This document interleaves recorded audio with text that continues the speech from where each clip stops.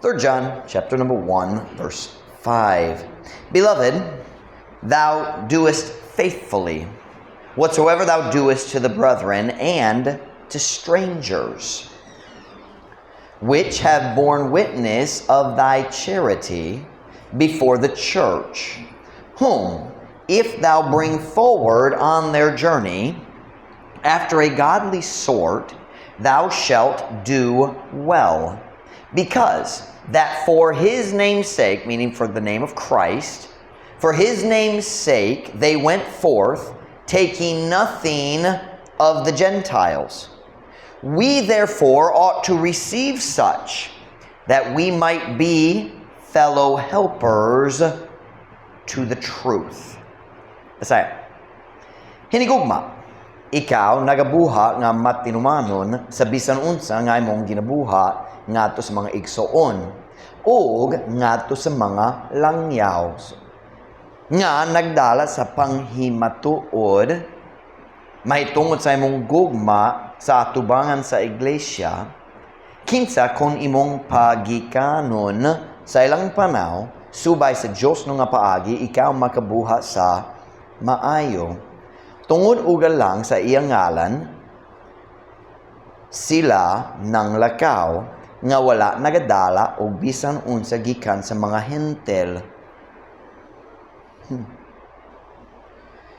Busa kita angay modawa sa mga ingon niyana aron kita mahimong mga isig ka magtatabang sa kamatuoran. Kung nalibog ka sa akong gibasa karon ayaw ka balaka unya lang makasabot gayud ka.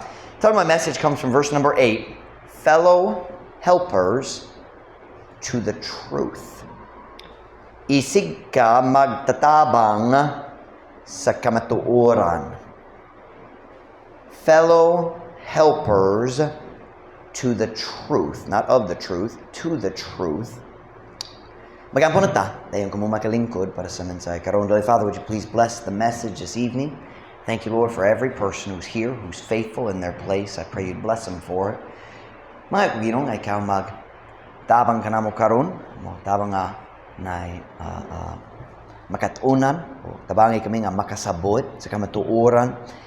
Lord, I pray, God, you'd fill me with your Spirit. Help me, God, to make the message very clear. We need you, Lord. We love you. Pray in Jesus' name. Amen. Pwede ka mo maglingkod. Tonight, I just want to remind our church of a simple truth, and that is this. Truth matters.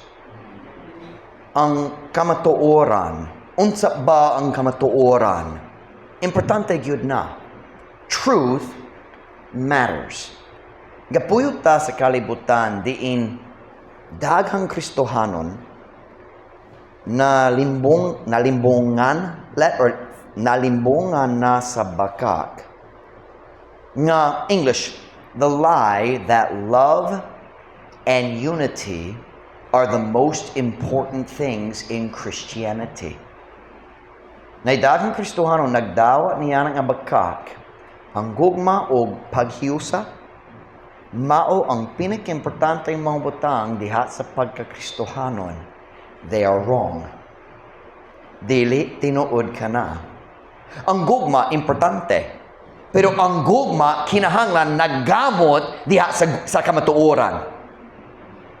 Ang paghiusa diha sa mga magtutuo, importante kayo. Pero ang paghiusa, kinahanglan basehon sa kamatuoran. God never intended that His people would seek unity with those who have wrong doctrine.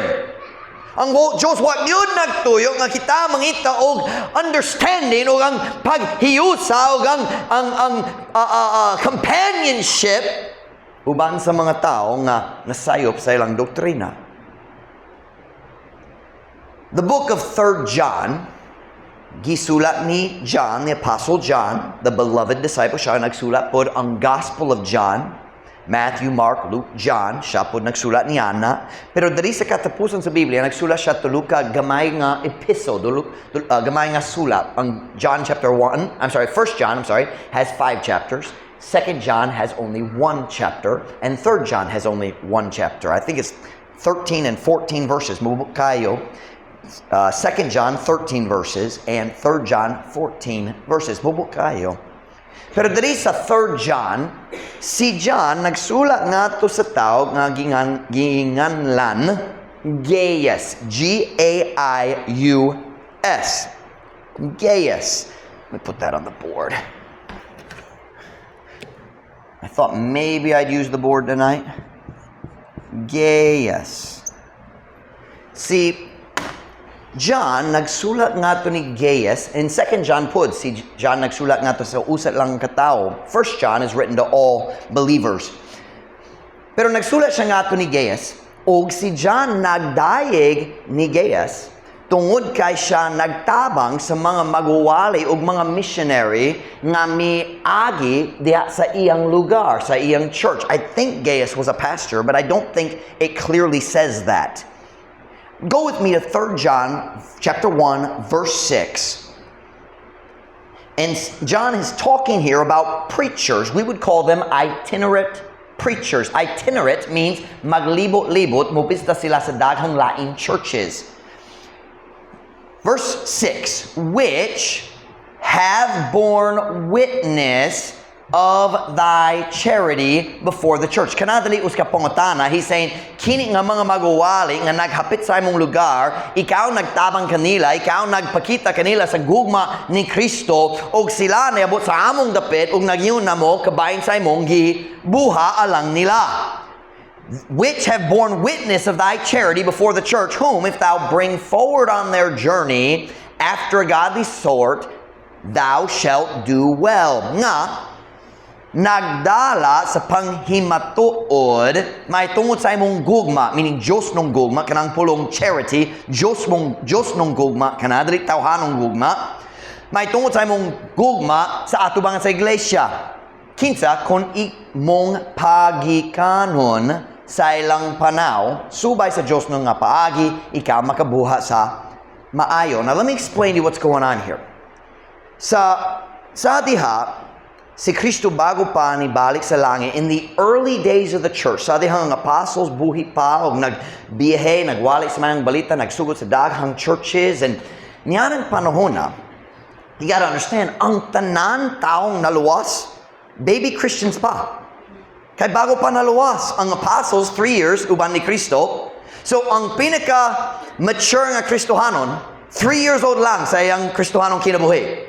And most of them naluwas human sa pagkabanhaw ni Kristo. So, sa diyang si Paul nag-travel, nag-share sa mga Gentiles. Sila bago pag yun naluwas, nasa dito pipila ka bulan, usahay, 1 year or 1.5 years, dayon nagpili siya sa uskatao nga bago pa naluwas, o siya nahimo ng pastor. So, naidaghang bago-bago nga Kristohanon, nga nahimok ng pastor kay sila ang nag-grow, nag-cut-on, nakasabot kayo, pero kinahanglan pa sila sa daghang paggiya. Kay baby Christians pa, in many ways, ang pastor nga nag-lead sa church, bisan siya, daghang nga kinahanglan makatunan. So, niyan ang panahon na, number 1, ang Diyos nagamit sa mga apostles sa pagsula nga to sa mga churches aron maggiya nila. Okay? They needed guidance. But also, there were many, we would call them itinerant preachers. Itinerant meaning naglibot-libot. Dili pastor gayud sa usa lang ka lugar. In the Bible, normally they use the word bishop, sometimes elder, sometimes pastor gayud. But most of the time they use the word bishop para sa tao nga nagstay gayud sa uska church ug nagpastor. I am the bishop here in the sense of, the word bishop means tigdumala. So a pastor doesn't just preach, he also oversees and administrates. So I am biblically a bishop, not like what they have in the Catholic Church or Latin religion, not like some religions. I'm also what you would call the elder. That doesn't mean tigulang, batanon pa ko. And different names for the funniest thing in the world to me. Na 20-year-old white kid gikan sa America, na siya name tag diri, Elder so-and-so. Dili ka elder, bro. And bata gyapon ka. And yung mga Mormons mag-ana diri. And pero ang mga Amerikano nga Mormon dili moabot diri sa Mindanao. Bawal, nahadlok sila. Kumuha ka sa Dumaguete, ang tanan Mormon missionaries, Amerikano, puti kayo. Diri, Pilipino lang. Kaya ang mga Amerikano, mahadlok. And dili ka na mga diri sa Mindanao. But anyway, if I had their false god, I might be scared too. But anyway, so, naay mga preachers nga nag-travel o nagpalikon ni ining bagong nga churches o nagtabang sa mga pastor. They didn't lead the church, but they strengthened it. Probably the most famous example would be Apollos. Kabalo mo sa ngalan, Apollos. The Bible says he was very eloquent. Hanas kaayo siya sa pagastorya. We would say in English, he had a golden tongue. And ang iyang mga pulong just wow, nindo ang iyang pagastorya. And God used that. And bright kaayo siya nga makakuha sa verse, magprueba. So si Apollos, nag-travel siya. Si Paul ang nag-start sa mga churches. Pero unya, si Apollos nebot dito sa Corinth. Ug nagtabang sa mga tao sa Corinth nga nagtubo. So he was an itinerant preacher. Nagbiyahe siya, nagpalikon sa pagtuo, nagpalalong sa ilang pagsabot sa Biblia, sa Old Testament scriptures, and there were many preachers like that. Dili pipila lang.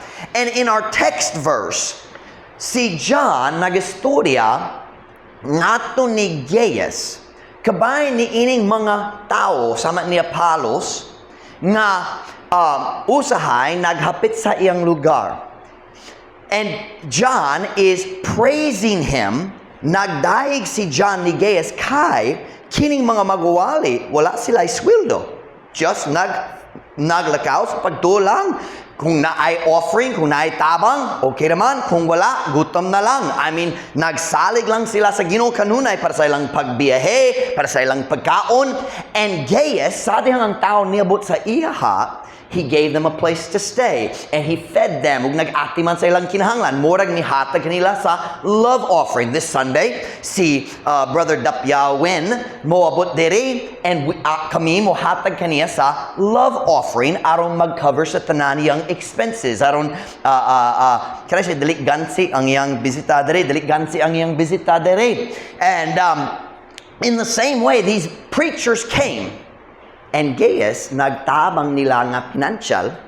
And then, did you hear the word in Visayan, pagikanon? Does that make sense to you? That is confusing to my ear. Pagikanon. Meaning, nagtabang nila, moato na sa sunod lugar. Just like if in America, if somebody puts gas in my tank, aron makabot ko sa sunod church, he would help them. To me, it sounds like he gave them a love offering. Basi miatag sa pagkaon. Pero murag kwarta pod.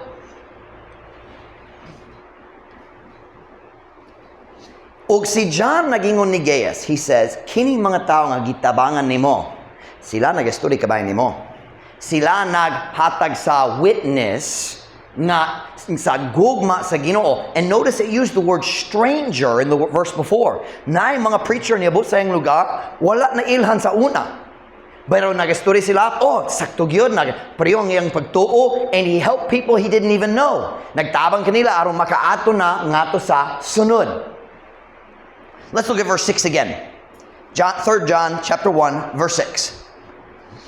Which have borne witness of thy charity before the church, whom, if thou bring forward on their journey, after a godly sort, thou shalt do well. So what is John saying here? Say, kung ikaw, mutabang nining ang mga maguwali, nga magpadayon diya sa ilang pagbiyahe, and he says, after a godly sort, meaning, Diyos nun man.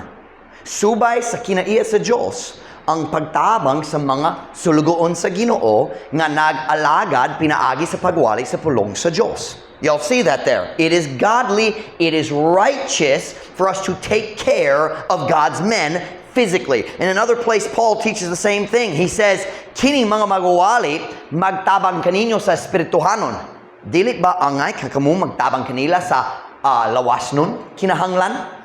And the Bible word is carnal, but it doesn't mean bad. It doesn't mean magsasala. It just means ang mga kinahanglan nga may labot sa panglawas. So here we're seeing the same concept. He's saying, you've been helping and I'm proud of you. Nalipay gayud ko kaninyo kay ikaw nagtabang ni ining mga tao nga nagalagad sa Ginoo.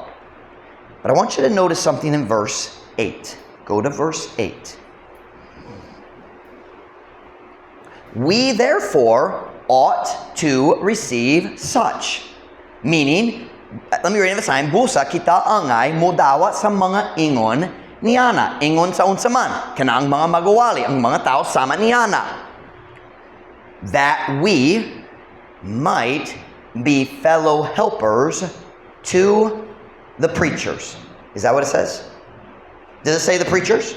Look at it, verse 8. That we might be fellow helpers to the what? Truth. Aron kita mahimong mga isig ka magtatabang sa kamatuoran. So unsa tong nakita andere? Si John nagdayeg ni Gaius. He said, nagpakita ka sa gugma ni Kristo, naghatag ka og Dios ng gugma nga tanini mga sulgoon sa Dios nga ning hapit sa imong lugar.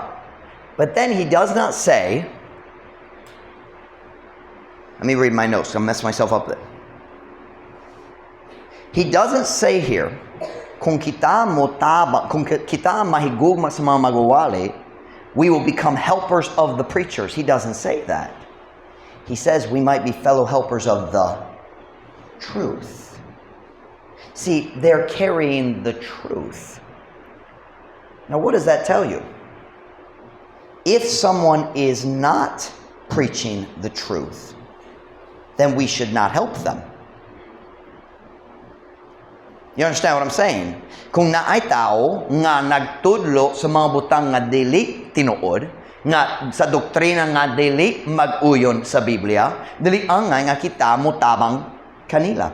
If we help a false teacher, we will become fellow helpers of lies instead of the truth. Am I making sense?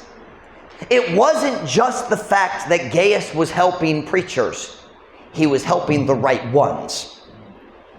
Am I making sense? He was helping the truth.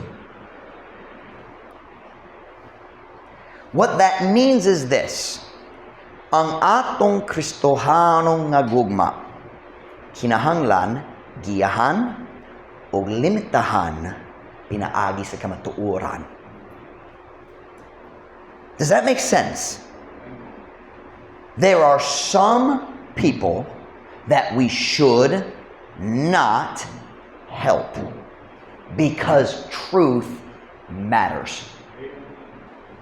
There are some religious leaders we should not join with. Dili angay nga magkaubanta diha sa buluaton sa Dios kay nganuman sayo pang ilang doktrina o dili taga na mahimong magtatabang sa mga bakak. Truth matters. Truth is more important than love. Truth is more important than unity. Kay silang duha nagdepende sa kamatuoran. Go back with me to the beginning of 3 John chapter number 1. I want to show you how much John thought of the truth. Unsa ang bili sa kamatuoran alang ni John. Look at chapter 1, verse 1. There's only one chapter. Kung nasa, amen. Well, I'm not going to read the sign. English lang. The elder unto the well-beloved Gaius, whom I love in the what? Beloved, I wish above all things that thou mayest prosper and be in health, even as thy soul prospereth. For I rejoiced greatly when the brethren came and testified of the that is in thee, even as thou walkest in the... I have no greater joy than to hear that my children walk in truth. Ang gugma diha sa katawhan sa Diyos importante, pero kinahanglan basehon sa kamatuoran. Naidahang tao nga masulti karon, oh, we just need to get together and love each other. No. What's the truth? That's the foundation. We should not help those who teach lies. We should dili angay nga kita mag-ambit, mag-uyhon, magkuyhog sa mga tao nga nagtudlo sa mga bakak. Truth matters. But I know what some people say, but Pastor Mike, naay mga tao nga, lahi sa atwa deri, pero butang gayud sila. Kanaway labot. Unsay lang gituhan, unsay lang gitudlo. Now, I'm not saying we need to be unkind to people. I'm talking about teachers and preachers tonight. But Pastor Mike, I met this Jehovah's Witness. Butang kayo siya, he's so friendly. Yes, but he's teaching lies. Oh, I feel his love. Unsay pulo sa gugma? Kung kana nga gugma mo padala sa tao sa impyerno. Allow me to give you a simple illustration. Imagine kung ikaw mo ato sa doctor na kay mga diferensya sa imong lawas. Sumuata ka sa doctor, mo possible kaniya na ko ni ini. Ug diretso ang doctor maghuno-huno, uy. Kanang mga symptoms sa cancer gyud. Pero dali siya ganang mahadlo ka, so dali siya magsulti niya. We need to do some lab tests. Mag-labs ta. Na blood test, na mga x-ray, mga uban pa. Muato ka sa gape, maghimo sa daghang tests. Dahil mubalik ng mga resulta, maulang tao ka, dili ka makasabot. Unsa ni mga number niya, unsa kani. So mubalik ka sa follow-up sa imong doctor. Ang doctor mo, lantaw sa mga results. Kung diretso mahugno ang iyang kasing-kasing. Kabalo siya, cancer gayod. Uy, malantaw siya. Uy. Pero, dili siya ganahan nga ma-discourage ka? Dili siya ganahan nga ikaw magulanon? So siya magtanaw kanimo, siya musulti nimo. Ako'y mayong balita para nimo. Wala kay problema sa panglawas. Kabalo siya naka-cancer. I have a question. Nahigugma ba gayud siya kanimo?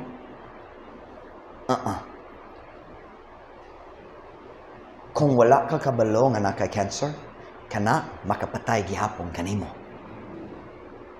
O kung ang tao wala kabalo sa kamatuoran kabahin sa kaluwasan, mo ato gihapon siya sa impyerno, bisan butang kaayo ang bakakon.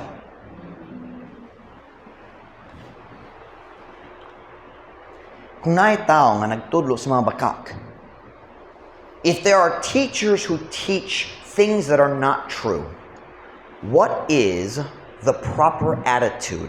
In 3 John, he talks about kung naay teacher mo buot o sakto gyud ang doktrina, you help them, you support, you take care of the need. Magati man sa ilang kinahanglan mo hatag og love offering, basi mo magpakaon, basi mo hatag og lugar matulog siya.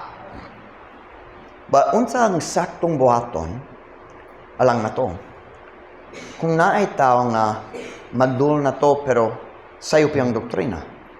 Go back to 2 John, we find that answer. Let's start with verse 1 again, because we're going to look again at the emphasis on truth. 3 John tells us how to deal with those who preach the truth. 2 John tells us how to deal with those who teach lies. 2 John chapter 1, verse 1. Let's start at the beginning, then we'll work our way through. We'll get there in the end. Okay, here we go. The elder unto the elect lady and her children. So, kinigisulat nga to sa uska babae. Whom I love in the what? And not I only, but also all they that have known for the truth's sake, which dwelleth in us, and shall be with us forever. Unsa ang gituyo di pasabot dere? He's saying, ang kamatuoran dali gayud mausab.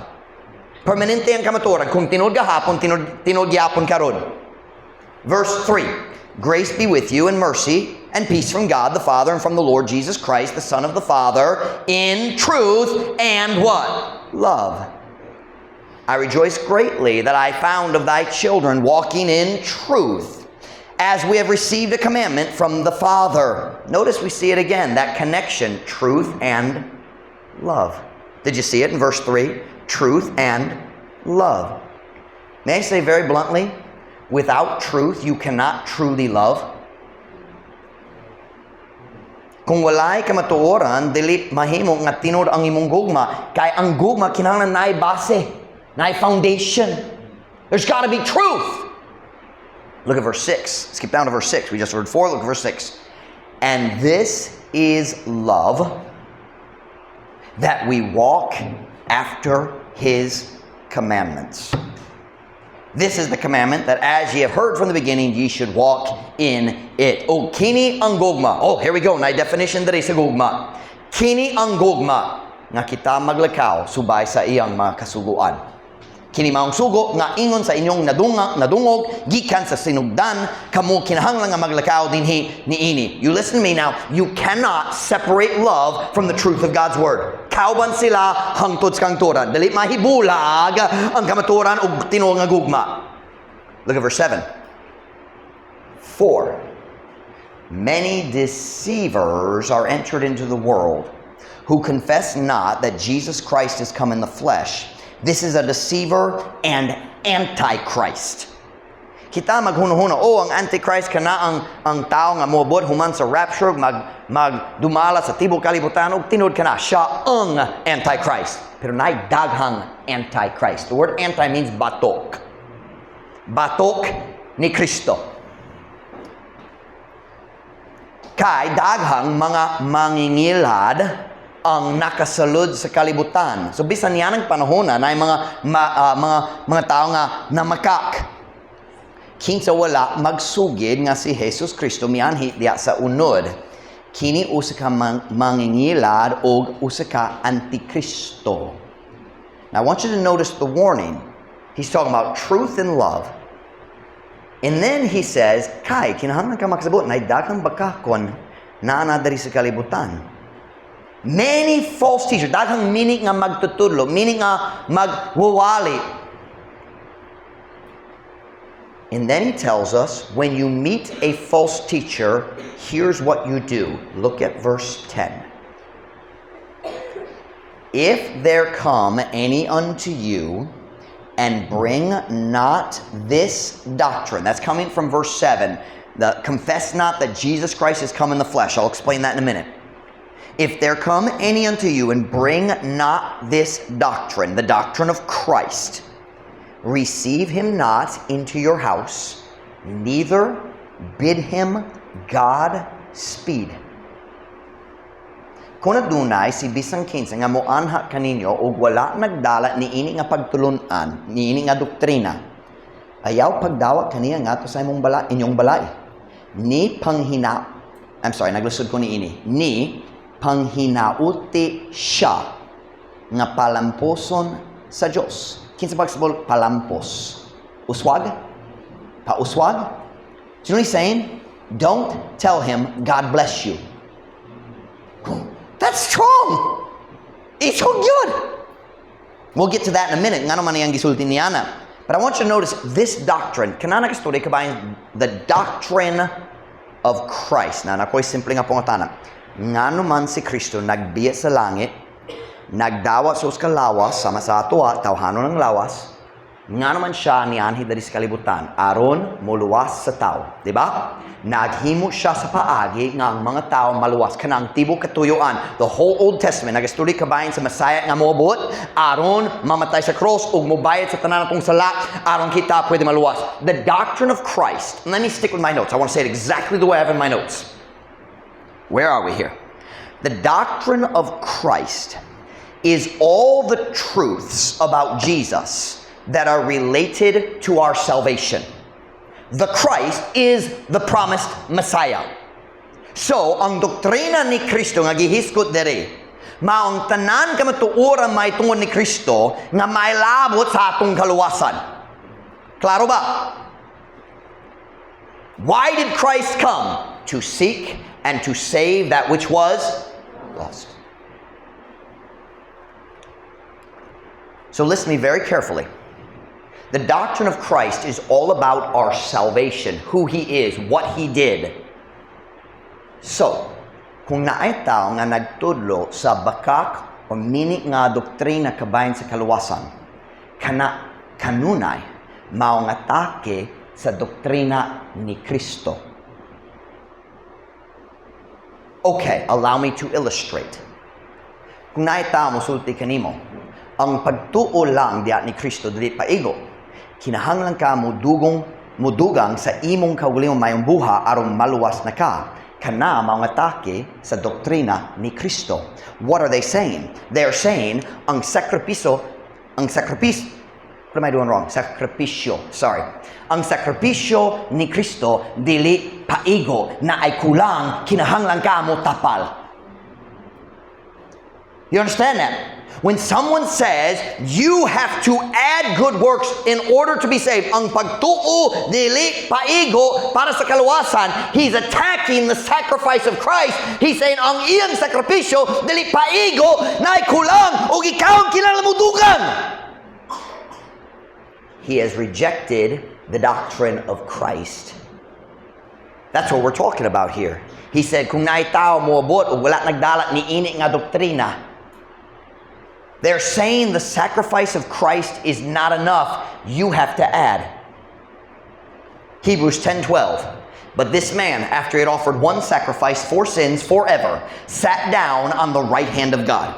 Apan kining tawhana, human siya nakahalad sa uska sakripisyo alang sa mga sala sa kanturan milingkod sa tunga kamot sa Dios. Ngano man si Kristo naglingkod na kay ang iyang buha na human na.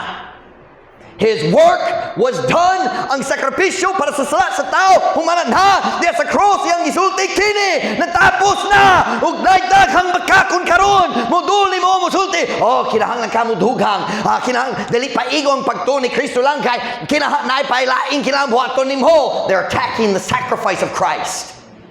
They have not this doctrine, and John says, don't even invite them in your house. You know what that means? Kung ang Mormon mobot sa mong balay, ayaw pagsulti, magsaksa ta. He said, don't invite them in. Kung sila magsulti, okay, maulakaw na mi. He says, don't say, God bless you. God is very strong about the doctrine of Christ. Seryoso good ni. Hebrews 10:14. For by one offering, He, Jesus Christ, hath perfected forever. Pinagi sa pila ka offering? One!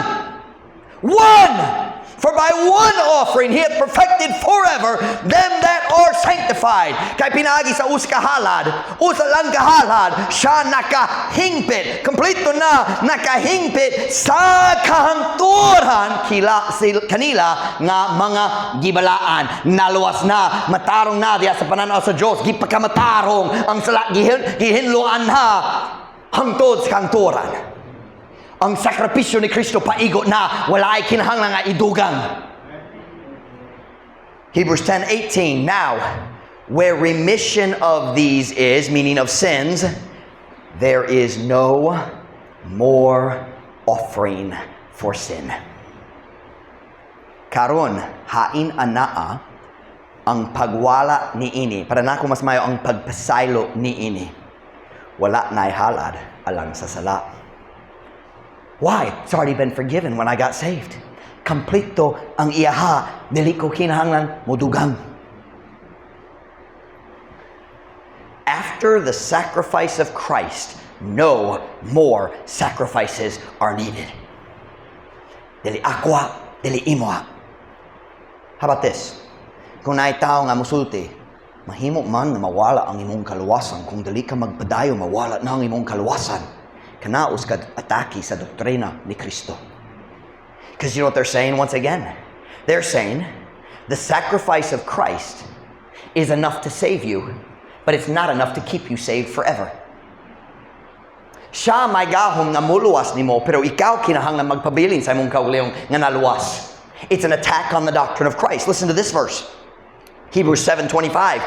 Wherefore, He is able also to save them to the uttermost that come unto God by Him, seeing He ever liveth to make intercession for them. Tungod niini siya makahimo usab sa pagluwas sa hingpit kanila nga moduo sa Dios pinagi kaniya sa nakita nga siya buhi kanunay? No, ever liveth means hangtod sa kangturan. Ever is not kanunay. Sometimes ever is kanunay, but not here. I should have read this earlier. Sa nakita nga siya, buhi sa kangturan. That's what that means. Buhi sa kangturan, aron sa paghimo o pagpangamuyo alang kanila. Jesus is our intercessor. Kung kita makasala, si Kristo ang nagduo sa Diyos ngalahan na gayong, tinuod, si Pastor Mike nakasala, pero ayaw kalimti. Ako nagbayad na para sa iyong sala, dugay na. O diha sa pagkabata niya, ang iyang mama nag-share kaniya, siya nagbutang sa iyong pagtuo kanako, ug ako miluwas niya. Jesus intercedes for us. And how long is Jesus going to intercede for us? Forever. He ever liveth. I'm going to have to look into that word ever. I find that confusing. In the Visayan. How about this one? John 11:25. Jesus said unto her, I am the resurrection and the life. He that believeth in me, though he were dead, yet shall he live. And whosoever liveth and believeth in me shall never die. Believest thou this? Si Jesus, mingon nga to kaniya, ako, maong pagkabanhaw, ug ang kinabuhi. Siya nga nagatuo kanako, bisan siya patay pa, apan siya mabuhi, ug si bisan kinsa nga nagakinabuhi, ug nagatuo kanako, dili gayud mamatay. Kana wala nag-study ka ba sa lawas kang tanang tao mamatay pohon-pohon. Kana nag-study ka ba sa kamatayon sa paglaglag dito sa impyerno.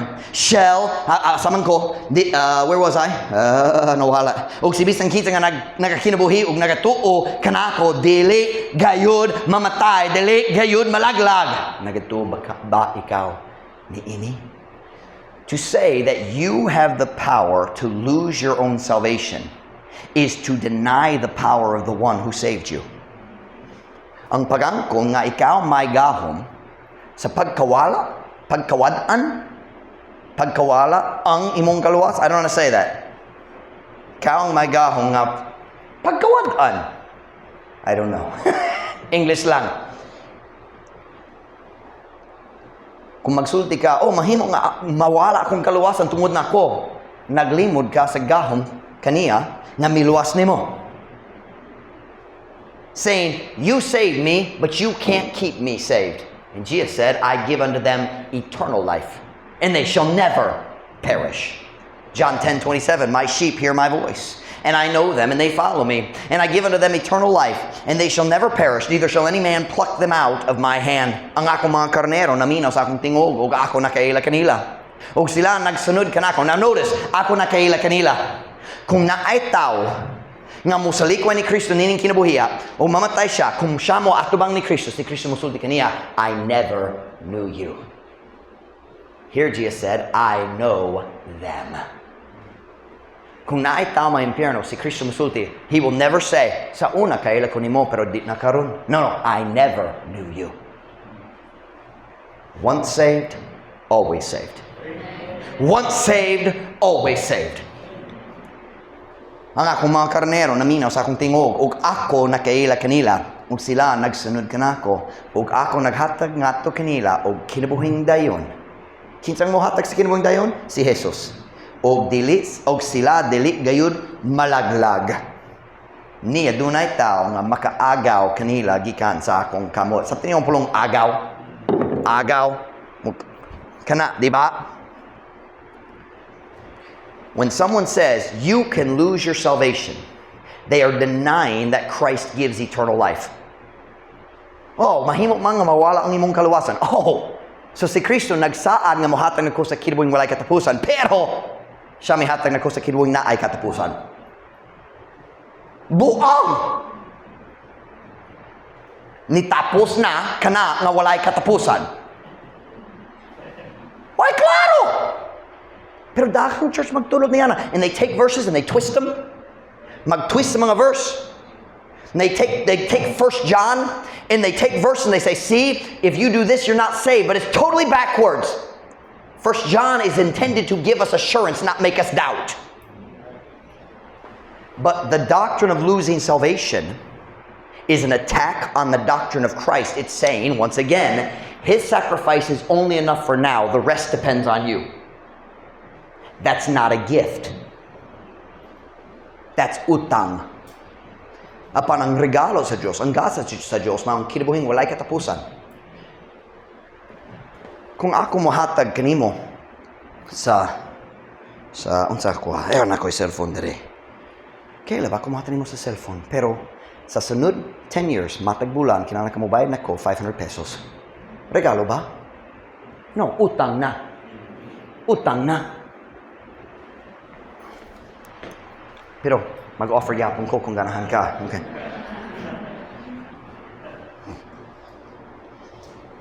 How about this one? Kung naita nga masulti, si Kristo namatay sa cross. Aron mo bayad sa sala, sa pipila lang. Sila nga gipili sa Diyos daan. Sila ra, ang ilang sala lang ang gibayaran ni Kristo. That is an attack on the doctrine of Christ. We call it Calvinism. 1 John 2 verse 1, My little children, these things write I unto you, that ye sin not. And if any man sin, we have an advocate with the Father, Jesus Christ the righteous. And he is the propitiation for our sins, and not for ours only, but also for the sins of the whole world.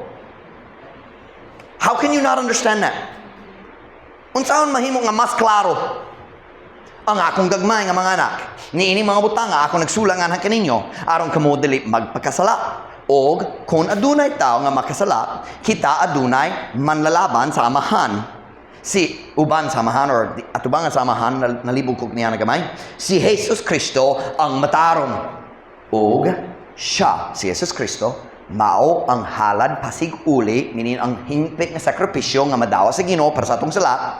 Siya ang halad pasig uli alang sa atong mga sala o dili alang sa atwa lamang apan alang usab sa mga sala sa tibuok kalibutan. Pila ka tawo pwede maluwas? Tanan! Kung sila mamina sa may malita ug muto, maluwas na! Pero Pastor Mike, naitaw mga maluwas ug dili mo sulod sa church, naluwas! Nung dili mo sulod sa church, naluwas gyapon sila. Ang kaluwasan dali maggikan sa pagsimba, ang kaluwasan gikan sa pagbutang sa imong pagtuo ni Jesus Kristo. Ayaw pagsagol sa pagsunod ni Kristo o ang pagdawat sa kaluwasan gikan ni Kristo. Lahit sila.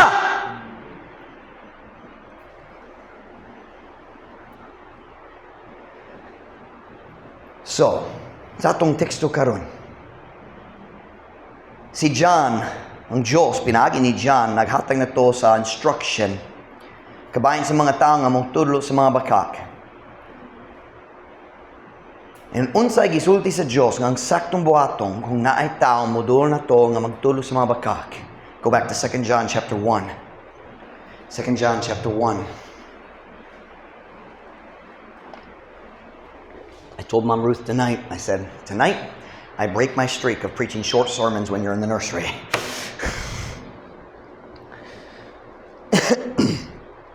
2 John chapter 1 verse 10. If there come any unto you, and bring not this doctrine, receive him not into your house, neither bid him Godspeed. Kung adunay si bisang kinsa nga mo anha kaninyo, wala nagdala ni ini nga pagtulunan, ayaw pagdawa kaniya nga to sa inyong balay, ni panghinaote. Am I saying that right? Panghinaote? Maot ka maya kung paglitok. I don't know, I can't say it right, I'm sorry. Ni panghinaote. Kana? Panghinaote? Whatever.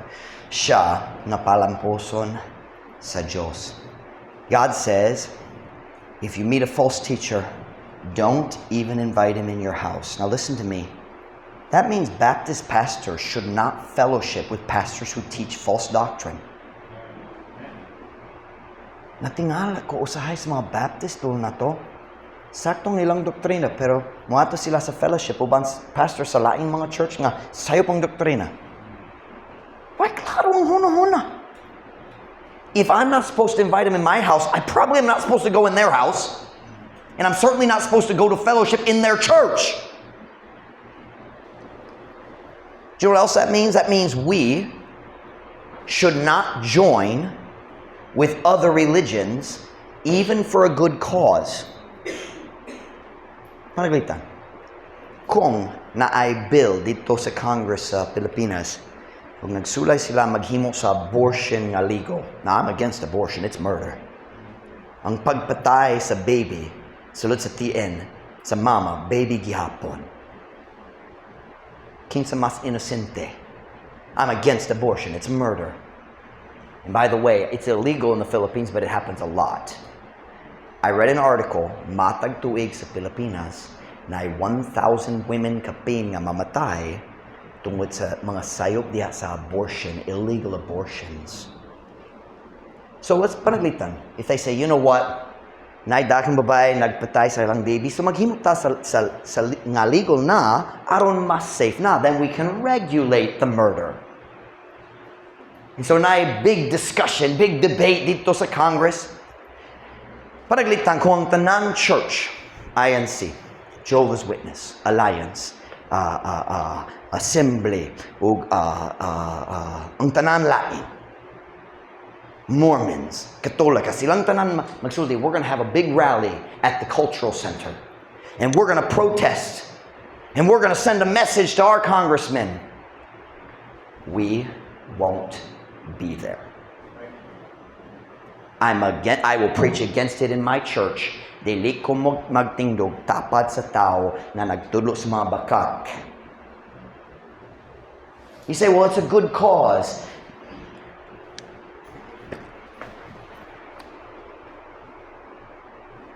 Neither bid him Godspeed. If I'm not supposed to tell him, God bless you, then I don't think God wants me to stand next to him in front of the government building. But I lost my place. So why does God say that? Look at verse 11. Nga naman ang Diyos nagsulti, ayaw maghatag kani og blessing. Godspeed, naglaon ko ang Diyos mag-bless kanimo nga mulampos ka sa imong dalan. Look at verse 11. For, so this is the reason, kai, tungod niyana, or tungod. For, he that biddeth him Godspeed is partaker of his evil deeds. Kay siya nga nagapanghinapot kaniya nga palamposon sa Diyos, umaambit sa iyang daotang nga mga buha.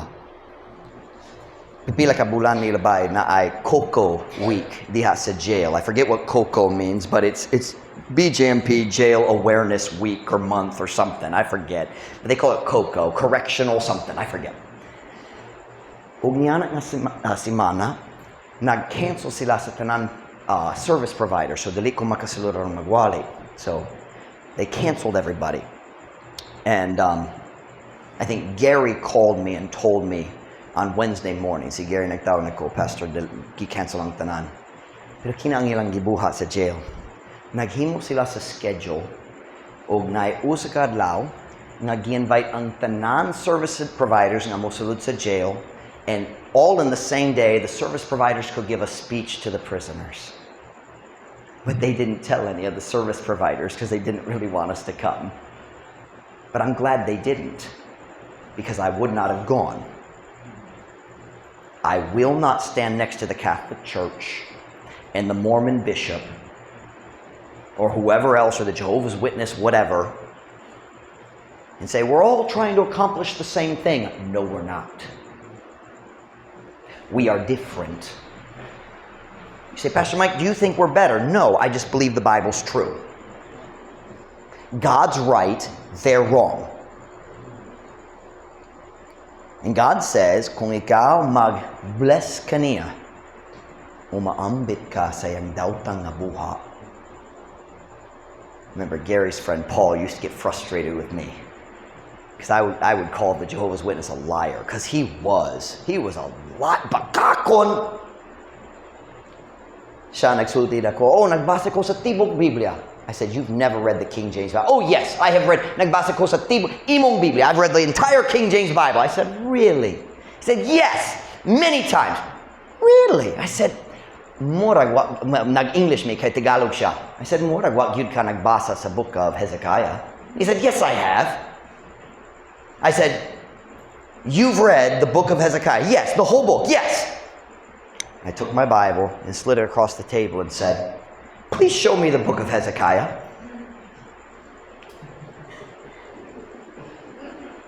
And sa kalit lang nag-realize siya, walay book of Hezekiah. He's never read the whole Bible of anybody's. Buot siya mamakak aron mo daog sa argument. Kana lang. I will not talk to him, because how do you talk to somebody who's a liar? He's not just teaching false doctrine. He's lying about things that he knows are lies. So I said that. I would say, Jeff's a liar. And Paul would get mad. I say, friend, Paranako, Paul speaks English, but Paranako, butan siya friendly and easy to talk to. and he'd get upset. God says his deeds are evil.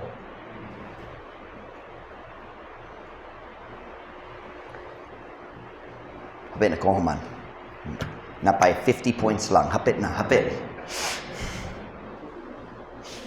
True story. 2 or 3 years, milabay. I don't remember when. Basta in 1 or 2 years. I don't remember when. Nanami dali. That's all I remember. Murag wala pa na finish ang tile paint. Uskad la, I think Tuesday or Wednesday. I think Tuesday. Naitao may abot dali sa gate. Nagmotor siya, dako ang backpack. Iniyang gisulti. Ako si Pastor so-and-so. I think padulong siya sa Cebu. Nalimot ko sa siya padulong. He said, nangitar ako sa lugar diin pwede ko matulog. Akong barko mo larga ugma. So, nananghid ko pasin matulog dito sa auditorium. Dali ko kinang bisan sa just lugar lang ha. Matulog ko. Nagdala ko sa akong higdaanan. I said, unsa ba imong church? He said, Foursquare Gospel. And I said, oh. See, Foursquare, wala ko kabalo sa tanan kabayan ni anak, but I know where it comes from. I knew, when I heard it, I knew something was wrong. Foursquare Gospel, if you study it all the way down, it's faith plus works for salvation. Nag-start ang Foursquare Gospel sa 1922 na charismatic female pastor nga na vision. You know, it's really dangerous when your doctrine comes from a female pastor having a vision. I would suggest you get your doctrine from the Bible. Just passing. But na siya idea nga, oh, klaro na siya nakasabot. The 4 faces on the beasts in Ezekiel, the creatures nga nagfly na upat ka nawong. Usa ang lion, usa ang baka, usa ang tao, usa ang eagle. Agila? Eagle. Ug siya na, oh, kanang picture ni Kristo, ang lion ang manluluwa. So, ang kini man, and she made up this whole doctrine, and then, I don't know where she got it. She naghimo-himo lang. Kay kana nga kamaturang klaro gyud sa Biblia. It is a picture of Jesus, but go to the Gospels. Matthew, Jesus the King.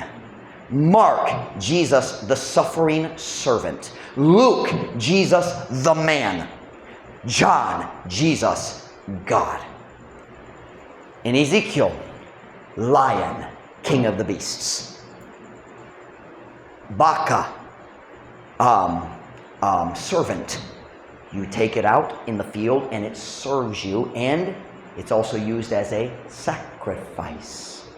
Man, the book of Luke, Christ, manhood. Eagle, a picture of his deity. It's all in the Bible. That's not hard. Pero naghimo siya sa iyang doktrina, and then nalibog ang kaluwasan. So I didn't know all of that yet, but I knew their doctrine was wrong. Ug sa nagyon Foursquare, diretso. The funny thing is, I just read this chapter the day before. So kanana diri sa akong hunahuna. And ako nagyon niya, I said, wako kaila ni mo, wako kabalo sa imong doktrina. Ni said, ang doktrina why labon ini kinako ng lugar matulog. I said, para na ako importante ang doktrina. He said, ayaw na lang, mangita ko lain. I said, sige, salamat. I didn't even say God bless you. And then I threw rocks at him as he drove down the road. No, I didn't. Joke lang.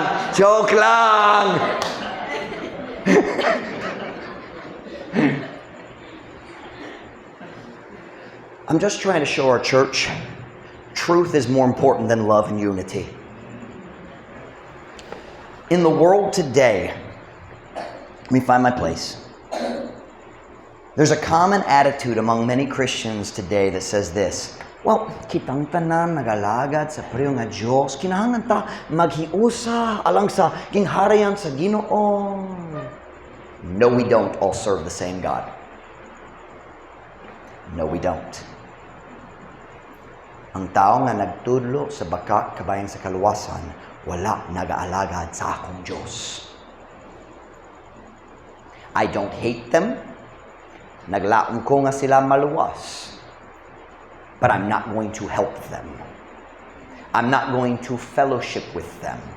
Dili ko mutugo nga sila magduo, naisud nga relasyon sa akong mga membro if I can avoid it. I can't control my members, but I'm not going to help people get to know my members. This idea of we all serve the same God. Nope. The God of Catholicism is not the God of the Bible. The God of Mormonism is not the God of the Bible. God believes in separated from false teachers.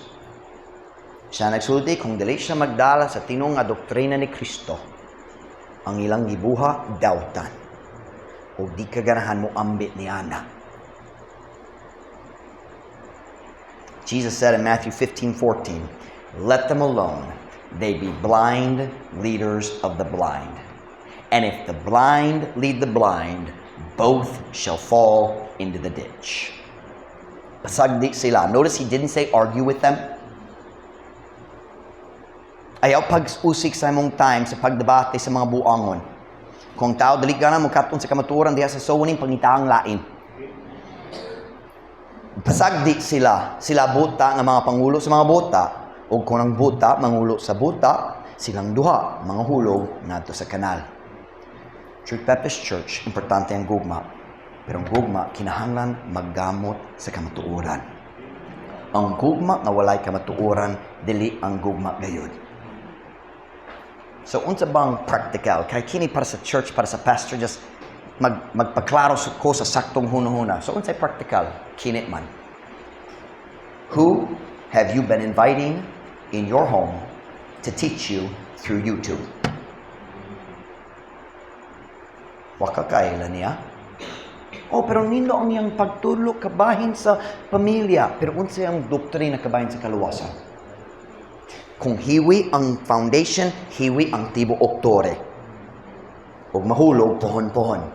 Naidakang tao na mayo nga pagtulog kabahin sa imong kaminyoon, pero naay hilo diha sa tanani ang pagtulog. Are you listening to me? You be careful who you listen to on YouTube. Ampin kayo, kang kinsang post, basahon nimo sa Facebook. Waka kaila niya. Wala ka kabalo unsa ang doktrino o kompleto nga doktrino. Waka kabalo unsa ang kahimtang sa iyang kaminyoon. Kanan siya mo tulog kanimo, waka kabalo nakigaway siya sa iyang asawa matagadlaw. Waka kabalo.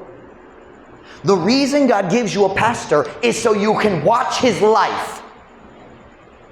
Aron kabalo ka unsang tinuod.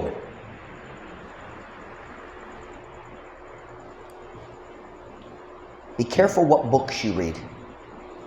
Naidaghang book gitawag Christian na way labot ni Jesus. Be careful. Daghan ng mga antichrist diri sa kalibutan. Hangtod karon. Truth matters. Let's be fellow helpers of the truth. Tugon na mga ulo, yung mata.